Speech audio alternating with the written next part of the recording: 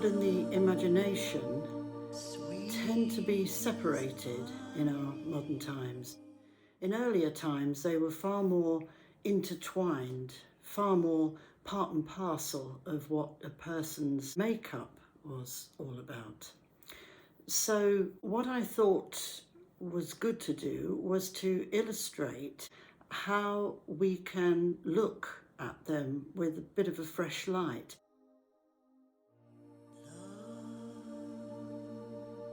Sweet as honey,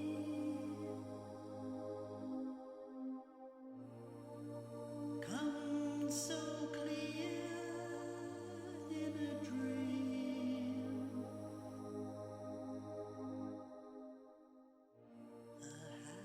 We are doing a valuable exercise because what we're doing is trying to know the difference between what is on the outside, I suppose, and what is on the inside.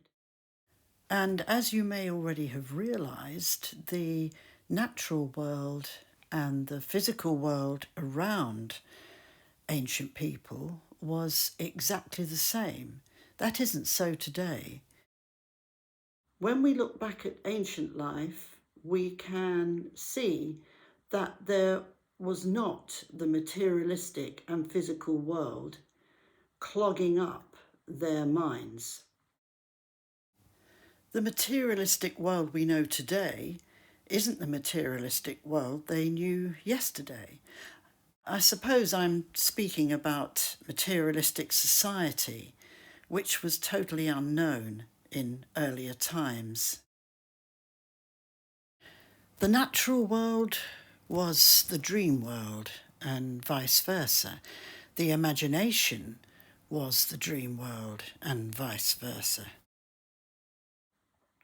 People did not have all these objects and things and paraphernalia and possessions and this and that and everything else to think about. All they had was the natural world, sun, stars, moon, sky, rain, wind, all those natural things, and each other, and the wildlife that was around them. They had their activities, they had their hunting skills to master, they had life skills to master, but all these were based on very different principles. And it must be remembered that that would give you a totally different mindset. Now, when we are using our imaginations, we are immediately, automatically full of all these materialistic things because we live with them every single day. We are faced with them when we wake up in the morning, and it's probably sometimes the last thing we think of when we go to sleep at night. Therefore, when we turn to our imagination, we not only bring the essence of what these things are into our imagination, but our imagination is influenced by the structure of the materialistic world, by the principle, by its makeup, by what it's all about. Objects creep into our dreams at night and also into our waking dreams. Imagine if you had no material objects around you in the modern world. What would your dreams be like then? So when we're talking about the dream world of the ancient life, we're hardly going to be able to understand it for what it used to be because we are full of the material world within our imaginative makeup. To understand our imagination more, we need to first see our imagination and what happens within it as an experience. Your imagination isn't flimsy, it isn't unworthy, and it certainly isn't unrealistic. Our problem today is that because we're faced with two distinctly different worlds, the beautiful natural world and the chaotic and sometimes quite stressful material world, our imagination suffers, basically through lack of constructive use. And that's why I like to help people see their imaginations as something ancient, something experiential, not a world where we just make things up willy-nilly, but where we have real positive experience. It is real. If you imagine something and it feels very strong, then I'm always saying to people, if it's strong at that time, then it's real. It's a real experience. And that's what we have to look at, experience. Imaginative experience, materialistic experience. The fact is, it's all real. So we are faced today with this ginormous dilemma of trying to reunite ourselves with the ancient part of our imaginations and learning to tell the difference between what is worthy in our imagination and what we can afford to dismiss. The fact is, it's all real because you are experiencing it. You can't say, well, I imagined a beautiful flower this morning, and it's a shame that wasn't real. Now, the flower in your mind is a real experience, and this is what we've got to switch to. This is what ancient people would have dealt with. So we have a dire need to understand what an object is and what an experience is. Do you see this flower as an object, or do you see it as an experience? Are we able to separate objects from experience in our minds? Is this globe an object, a thing, a scientific equation, or is it an experience? Are we living with an object called Earth? Did ancient man see an object when he looked at a tree? Or did he see the trees as an experience, as living natural things? Did you know that trees dream?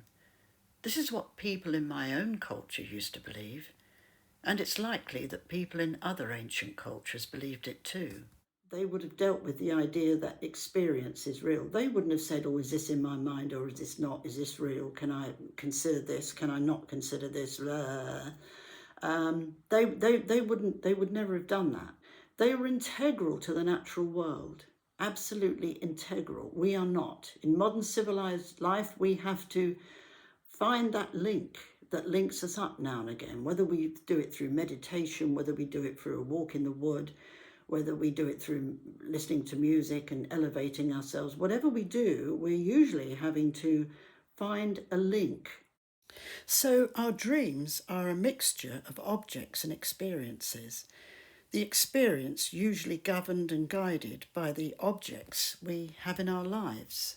So we've got to bear this in mind, and we've got to think about the dream world as being something that governed ancient life. Because if you've only got the natural world around you, then your dream world is going to be absolutely full of that. And your dream world is that. The number of people I've worked with in the past, and they're often saying, I don't know if this is real or not, but if it's your experience and it's real, what it means is that you've got to work out what is worthy, what means something to you and what doesn't. What is the essence of what you're experiencing? In earlier times, we would have invited elements of myth and folklore into our dreams and imagination. Then, as time passed, we would have had history creeping in, historical reference to whatever was happening for us in life. History and religion, the development of the mind, the development of technology, all made a contribution to our dream world and imagination. Of course, our imagination can run away with any number of negative fantasies, but perhaps if we look at the imagination with a fresh light to see that if the experience is real, then we can maybe work it so that we understand that it can serve our needs in a much greater way. We don't have to become victims to the imaginative monsters and scenarios that might plague our nighttime or waking hours. Understanding how it's all developed over the many thousands of years can certainly help. And if we do that from an ancient perspective, then it might just help us to feel a bit more refreshed about what we're experiencing. The dream world is very important and was very important in the ancient world. And if we can only get to grips with understanding the way our imaginations can work for us, then we might just be able to use our minds constructively, but just realizing that our imaginations can serve us in a much better way if we understand the structure and the makeup of what it's all about.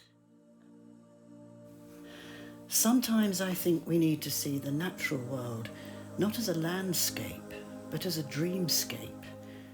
With its extraordinary beauty and its stunning charm, its essence is something the material world could never ever compete with.